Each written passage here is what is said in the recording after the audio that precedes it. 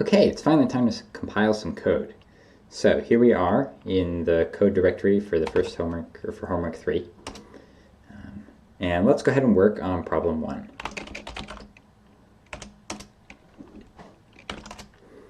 Okay, so inside of the problem 1 directory, you can see that there are 3 files. There's problem1.c, which is where you'll actually write your code.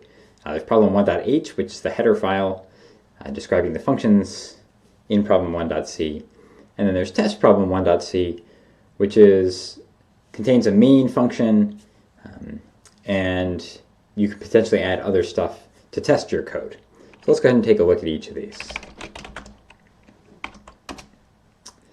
Okay, so this is problem1.c, and it's going to print the prime factors of the integer n that we put in here.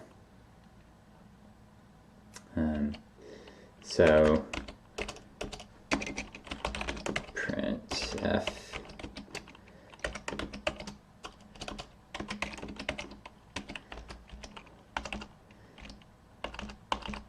okay, and this is not a very accurate prime factor printing program, but it will do for the sake of example here. Okay, we'll go ahead and save it, and we can open problem1.h. Okay, so there's not much in the header file, just the declaration of the print factors function. So let's go ahead and open test problem1.c. Okay, and then here, we're going to write code. So this is the actual main function. And so if you don't put anything interesting in here, then you won't actually be able to actually run your code.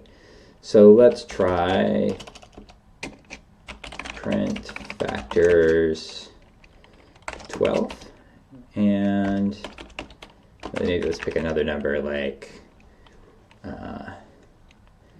let's say 15. Okay, and then we will return 0 there.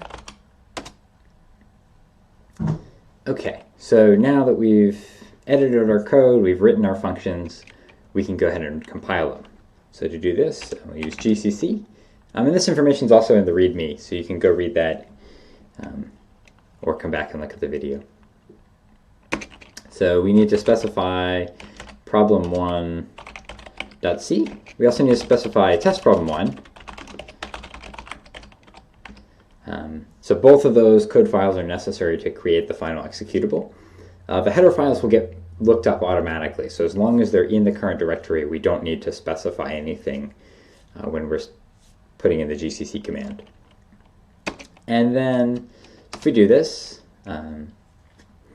we get some errors, or at least a couple warnings here, about not having defined printf, so let's go fix that real quick. C.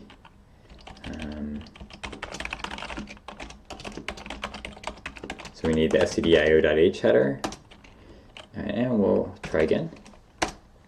Okay, all good. Now if we do an ls, you can see that this new file a.out was created.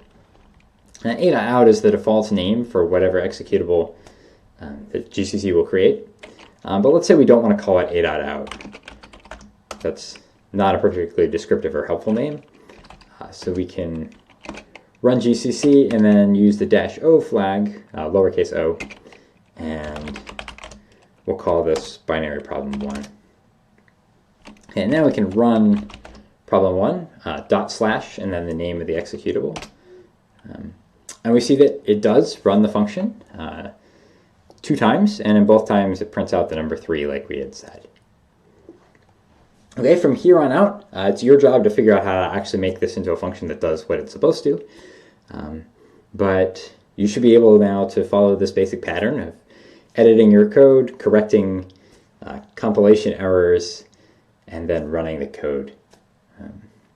And once you're done with that, then we'll move on to committing your changes and pushing them back to Git.